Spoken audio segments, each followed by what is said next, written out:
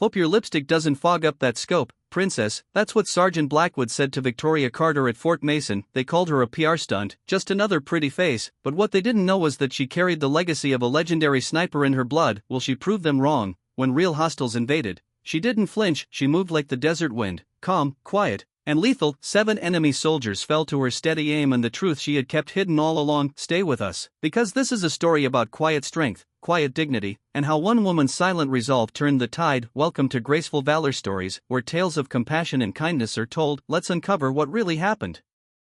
Under the scorching sun of Fort Mason, Arizona, the dust and heat swallowed everything in sight. The wind carried a dry, relentless weight, and the air shimmered above the desert floor. Corporal Victoria Carter had learned early how to breathe through the heat and keep her focus sharp. She was 26, a Montana native with quiet strength in her bones. Her grandfather, Colonel Joe Carter, had taught her the weight of a rifle and the purpose of each breath taken behind a scope. His legacy was in her hands.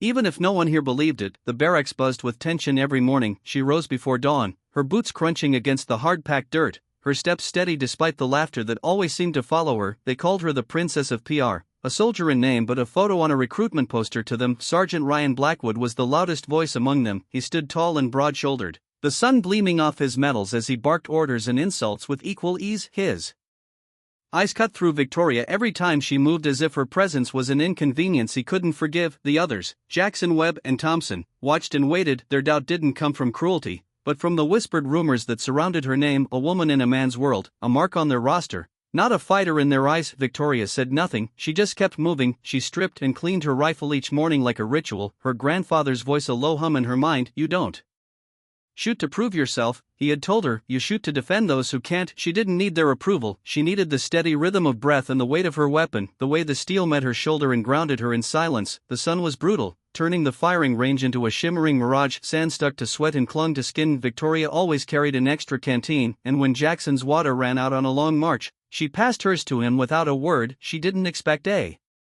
thank you, she just knew what it meant to stand beside someone thirsty. There was an old veteran named Harris who worked in the armory. His hands shook from age and old wounds, and the storage shelves he tended had splinters that bit his palms. Victoria noticed one evening after drills, she stayed behind, using a hammer and nails to brace the loose boards and smooth the edges until the wood was kind to his grip again. No one saw her do it, no one clapped or praised her, but Harris did in his quiet way, offering a nod the next morning that spoke volumes more than words. Back in the barracks, Blackwood's voice was the soundtrack of doubt. Hope your lipstick doesn't fog up that scope, princess, he sneered loud enough for everyone to hear. The others laughed, not with cruelty, but with relief, a chance to join the stronger voice and stay safe. Victoria ignored him, she kept her head down, her hands moving with precision as she loaded each round, each motion a promise to herself that she belonged.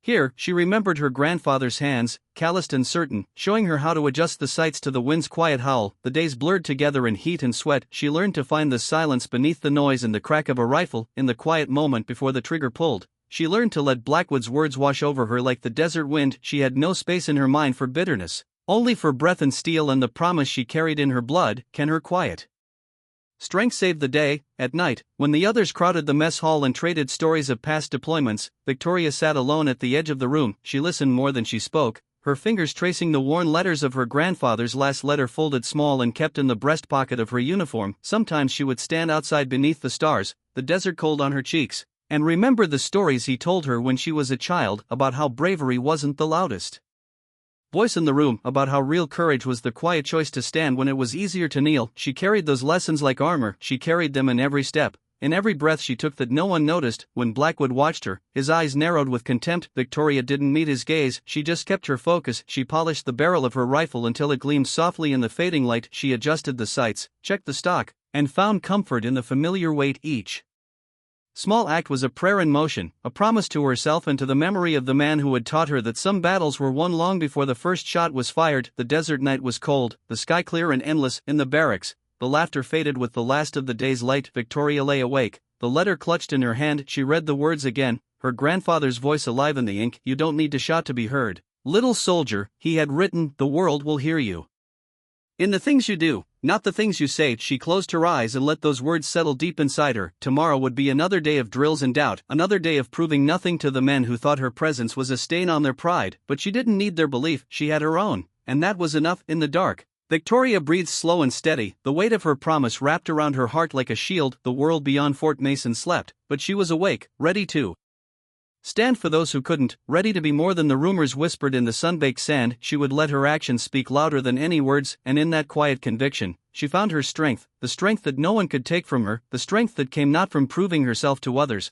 but from never doubting the quiet power she carried within. As dawn broke over Fort Mason, the desert's chill gave way to the brutal heat of another day. The training field was a blur of sweat and shouted commands. Dust rose with every footfall, and the air tasted of iron and determination. The instructors barked orders without mercy. 8 graduates would emerge from this program, no more. The rest would return to their units, their dreams of sniper designation left behind in the sand. Victoria rose before the others, her gear already prepared. She moved through the drills with measured precision, her breath even, her focus unwavering. The weight of the day ahead sat heavy on her shoulders, but she carried it in silence. Sergeant Blackwood loomed like a shadow over the class, his words cut sharper than the wind that whipped across the range. Carter, he called out in the middle of the lecture hall, his voice laced with contempt. If you're so sure of yourself, walk me through the ballistics of a 1,200-meter shot in crosswind. Victoria stood, her heart steady despite the eyes of the room fixed on her. She spoke calmly, adjusting for wind speed, elevation, and humidity. She accounted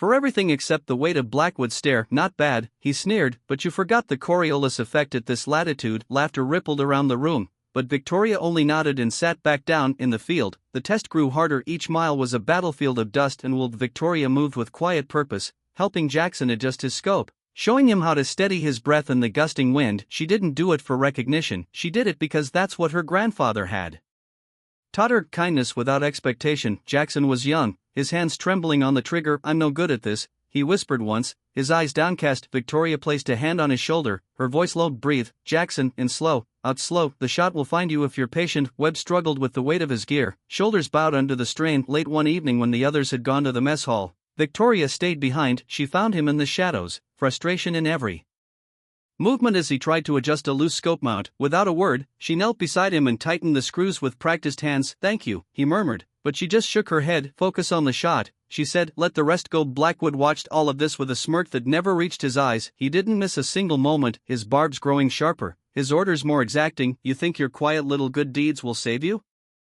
He asked her one morning, his breath hot in the cold dawn. This isn't charity work, Carter, it's war. Victoria didn't answer, she simply packed her rifle with calm efficiency, the steel glinting beneath the sun. She carried her grandfather's letter folded small in her breast pocket, his words a quiet echo in her heart. One night, long after the others had drifted to uneasy sleep, Victoria sat alone by the light of a single lamp. She unfolded the letter and traced each word with her fingertips. Kindness isn't about reward, little soldier, it read, it's about making sure the world still has a corner of warmth left. She read it again and again until the words felt like a shield around her soul. The infiltration exercise arrived with the first blush of dawn. Teams were assigned, tension coiled tight around every breath. Blackwood's voice cut through the silence. Carter, you're with me, he said, his smile thin and cold. Any objections known?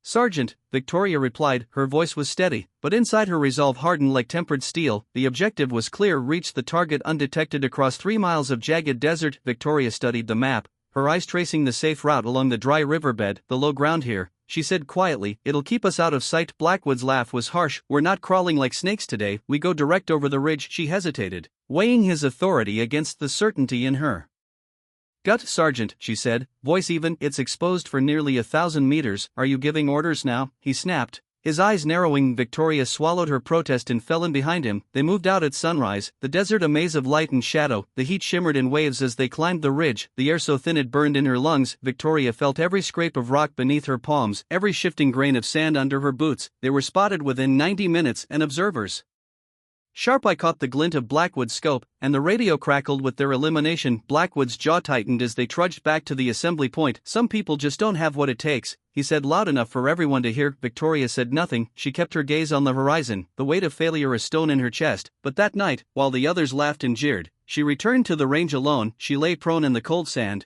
adjusting her sights until the crosshairs were steady and true. Webb found her there in the dark. You're still going? He asked, his voice quiet. She just nodded, eyes fixed on the distant target. It's not about them, she said softly, it's about being ready when it matters. In the weeks that followed, Victoria's quiet acts of help continued. She found Thompson in the armory, struggling with a misaligned bolt. She showed him how to clear the jam, her hands sure and patient. She noticed Jackson's boots, cracked and worn, and Slipped an extra pair of socks into his locker when no one was watching. These were the things no one saw, these were the things that didn't make it into the training reports, but in the dark moments before sleep claimed her each night, they were the things that kept her going. Blackwood's tests grew harder. He threw question after question at her during lectures, each one more complex than the last. She answered them as best she could, her voice calm even when her pulse thundered in her ears. He found ways to cut her down with a word, a glance. But she didn't flinch, she didn't let him see the doubt he tried to seed in her heart. Instead, she found her strength in the quiet, in the way she adjusted a sight for a shaking friend, in the way she shared her canteen in the heat of the day, in the way she remembered her grandfather's voice when the world seemed too sharp to bear. At night, she read his letter again by the flickering light, the words hummed in her chest, anchoring her when everything else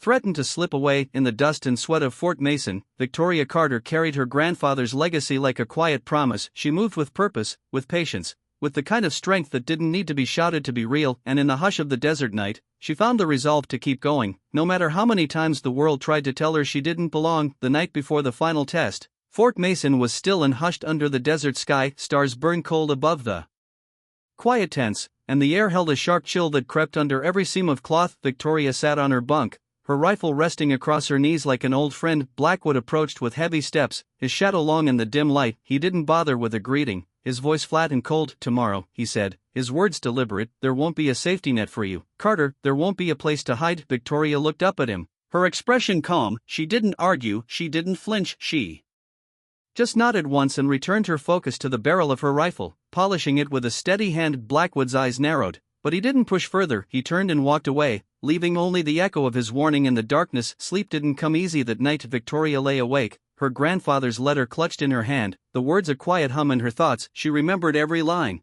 every promise. She carried them like armor. The next morning dawned cold and bright, the Nevada mountains looming like silent sentinels over the training ground. Teams gathered at the landing zone, the blades of transport helicopters slicing through the air in a low, steady thrum. Victoria moved with quiet precision, her gear checked and double-checked. Blackwood assigned the teams with clipped efficiency, his tone even sharper than usual. Victoria found herself with Webb, Thompson, and Jackson, the same men she had shared countless quiet moments with in the long weeks of training. Blackwood took command without hesitation, his voice cutting through the noise of rotors and shouted orders. As the helicopters lifted off, Victoria sat still, her rifle case braced against her boots. She watched the landscape roll out beneath them, dry gullies and rugged ridges carved by time and wind. Her breath was slow and even, her mind calm despite the tight coil of anticipation in her chest. They touched down in a narrow valley, the earth hard and cold under their boots. The mission was simple in theory: infiltrate, secure intelligence, extract. In practice, it was a labyrinth of shadows and shifting sand every step,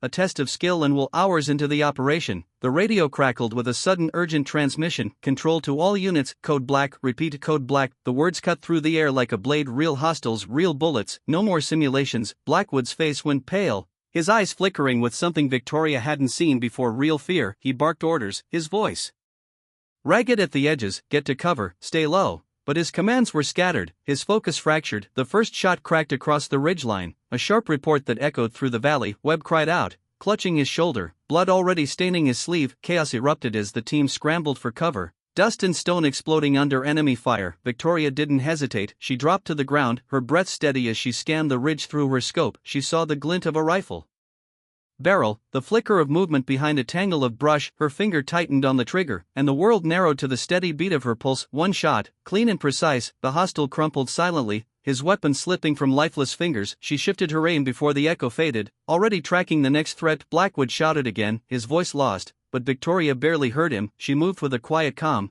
her focus absolute. Webb was bleeding beside her, his breath ragged, and she shifted to shield him from the worst of the fire. Two more shots, quick and sure. Two more bodies dropped into the dust around her. The others looked up in stunned silence, their disbelief swallowed by the crack of her rifle. Blackwood's hands trembled as he tried to raise his weapon, his shouts turning to orders that made no sense. Victoria didn't wait for him to find his footing. She moved, sliding across the rocks to a better vantage point, her eyes cold and clear. The ridge fell silent as the last of the hostiles dropped. 7 lives taken with the same quiet precision she had learned at her grandfather's side. 7 lives that would not threaten her team again. Victoria rose slowly, her rifle steady in her hands. Blackwood stood frozen, his face pale, his mouth open, but no sound coming out. Webb stared at her, blood still dripping from his shoulder, awe and something like gratitude in his wide eyes. Victoria's voice was soft when she finally spoke, the words carrying in the hush that Followed the gunfire, my grandfather, she said, her eyes meeting Blackwood's with calm finality, was Colonel Joseph Carter. He taught me that it doesn't matter who sees or knows what you do,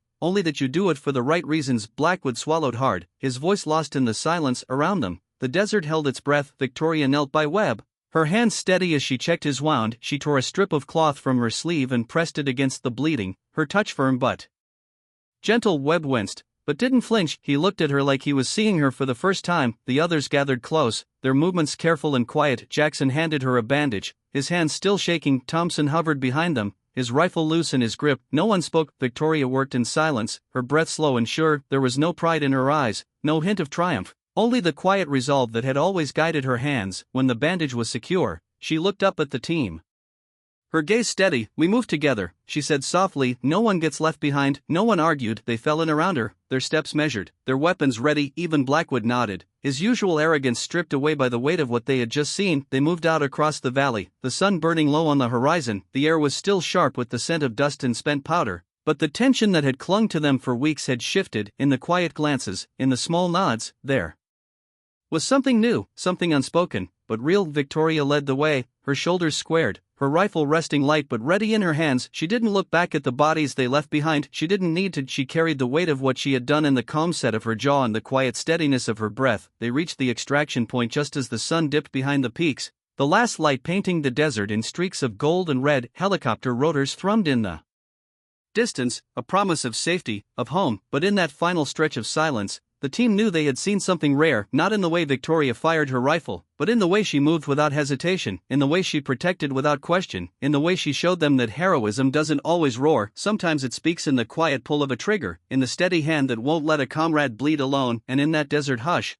they finally understood what her grandfather had known all along. Some warriors don't need an audience, they only need a reason. They returned to Fort Mason as the sun climbed high, the weight of the Nevada mountains still fresh in their bones. The dust of the valley clung to their boots, a silent reminder of the lives they had taken and the ones they had saved. There was no fanfare, no applause waiting at the landing zone. The debriefing was quiet, the commanding officer's voice low and solemn. Webb's arm was in a sling, but his eyes were clear, steady on Victoria. Jackson and Thompson hovered close, the easy laughter of old routines replaced by something deeper in unspoken respect. Blackwood stood before them, his shoulders set, his jaw tight with something close to humility. He took a breath, the words thick in his throat. Corporal Carter, he said, his voice low, I owe you more than I can say. We all do. His eyes met hers for a moment, and in them there was no trace of mockery, only the quiet weight of truth. Victoria nodded once, a small, measured movement. She didn't smile, didn't revel in the apology, she simply accepted it the way she accepted every burden placed in her hands. That night, the team gathered in the mess hall, the low hum of conversation weaving around them. Victoria sat at the edge of the room,